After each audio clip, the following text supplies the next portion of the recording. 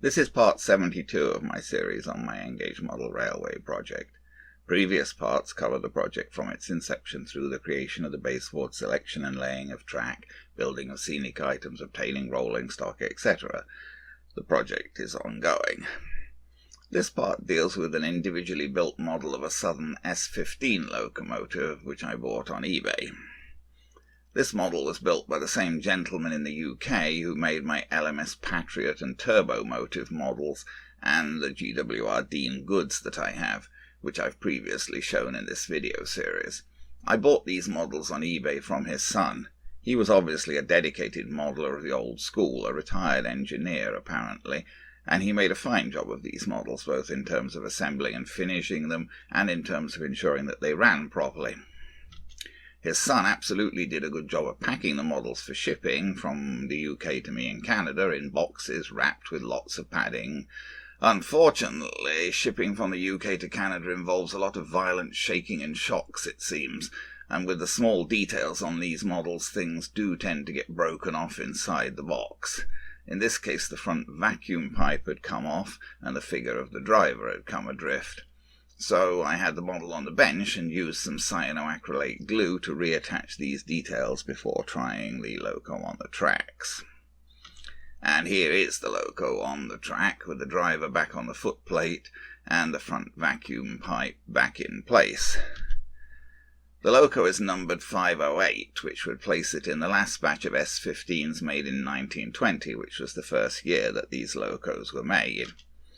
This was, of course, before amalgamation, and the locos originally belonged to the London and South Western Railway, passing to the Southern Railway on amalgamation in 1923. Here's the initial train to which I hooked up this loco, a little rake of Southern four-wheel coaches. Strictly speaking, the S15 was classed as a freight locomotive, having slightly smaller driving wheels than the very similar N15 passenger class. Notice that appropriately the model has Southern-style discs on the front rather than lamps. The N15s became the King Arthur class when they were given names related to Arthurian legend. The S15s, on the other hand, were not named. However, the S15s were, on the whole, a more successful class, and indeed they acquired the nickname Good Arthurs. Only one N15, Sir Lamiel, has survived into preservation, whereas 7 S15s survive in various states of function. Here's a real N15, the preserved Sir Lamiel. And here's a real S15, preserved number 506 on the Midhants Watercress line. The large four-axled Southern tender is a particularly striking feature of this model. The Southern had some very large tenders, as they were the only one of the big four to have no water troughs on their lines, so if the tender did not contain enough water for the scheduled run, it would be necessary for the loco to stop to refill the tender with water. Unfortunately, the tender is a potential source of a bit of a problem with this model. The four axles are mounted on the tender chassis in a floating manner, with each of them having some ability to rock and twist.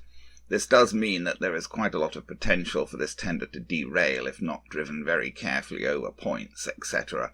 And indeed you can see that the tender axles have derailed in this picture, which will likely lead to problems with the train as it continues round the layout.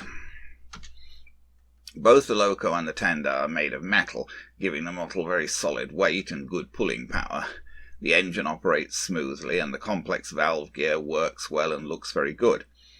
Here you can see again the reattached front vacuum tube and the disc code.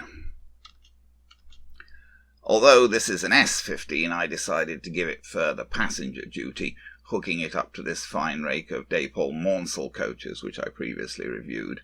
These are beautiful coaches, but making them up into a train does require considerable patience. The special corridor connectors definitely improve the look of the train, but they're fiddly to set up. And the bogies are such that, combined with the special connectors, it's quite a challenge to get the whole train railed properly. And if you do fail to get one wheel somewhere not quite on the track properly, the train will derail as it runs around the layout. So commonly multiple attempts are required before getting the train operating consistently. The distinction between N15s and S15s is an interesting point. The main obvious difference between the two classes was in the size of the driving wheels. The N15s had 6 7" driving wheels, and this was reduced to 5 7" for the S15s. These sizes would translate to approximately 13.6mm and 11.5mm in British N-gauge scale of 1 to 148. Now, I did my best to measure the size of the driving wheels on this model, and they came out as 12.3mm, so about 7% too big for an S15 and about 9.5% too small for an N15. Of course, if you're scratch building a model or using a kit, it's extremely difficult to exactly match the dimensions of the wheels, etc., since you can hardly make wheels yourself, and realistically you're pretty much limited to finding the best match you can in a pre-existing chassis. Certainly this model looks quite at home pulling a passenger train, and it was able to get this rake of 6 coaches up the most difficult curve gradient on my layout, albeit with some marked wheel slip.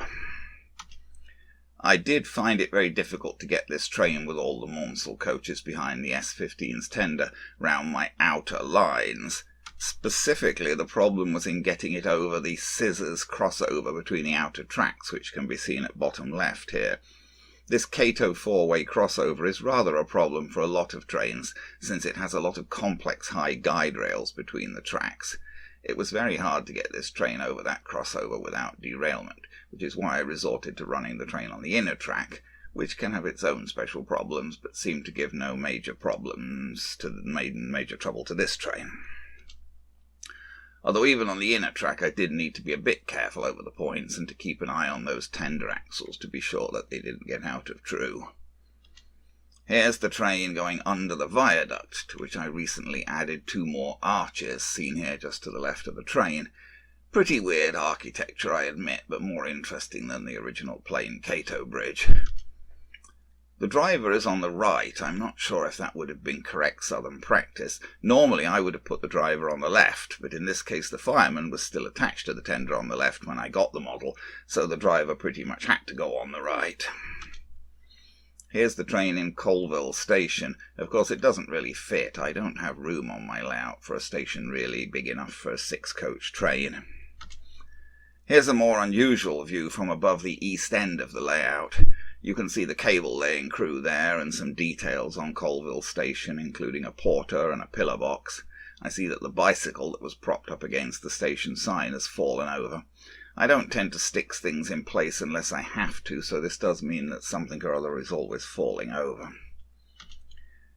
This view shows well the corner pub, the Weaver's Arms, built from the Metcalfe card kit. In fact, all the buildings seen here are built from Metcalfe card kits, except for the footbridge, which is from a ratio plastic kit, and which was a real tough build. As you can see here, even the longer Colville platforms are barely big enough for 4 coaches, which is unreasonably small in real-world terms.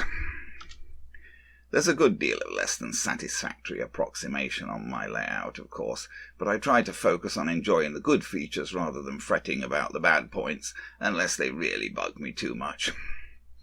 Now let's see some running video of this loco and its train on the layout.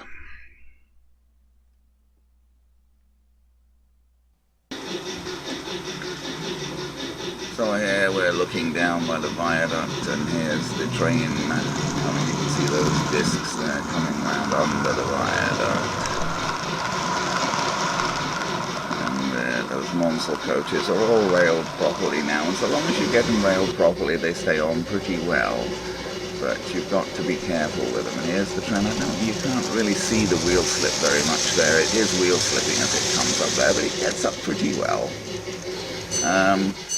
One problem with those Maunsell coaches is that because they have electrical contacts in them for the light bars that you can put into them, if they do come off, if a bogie comes off on a point, it will very commonly short-circuit the rails, which just results in my controller resetting itself, but it does mean that you have to reset the controller after you re-rail things, which is not usually the case with coaches. There's the train going down through Colville Station and round the back.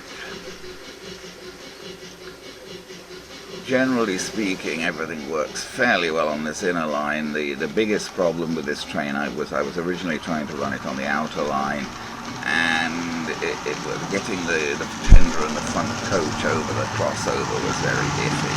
That crossover is a tough thing because it has such high guide rails, the Cato double crossover. You can see it at the back left there.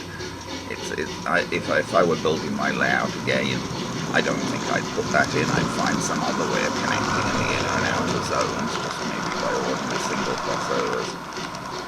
Although who knows, I haven't used single crossovers, so they might create problems as well. It's even until you try, it's hard to say. I definitely want some way of moving trains from the inner to the outer area.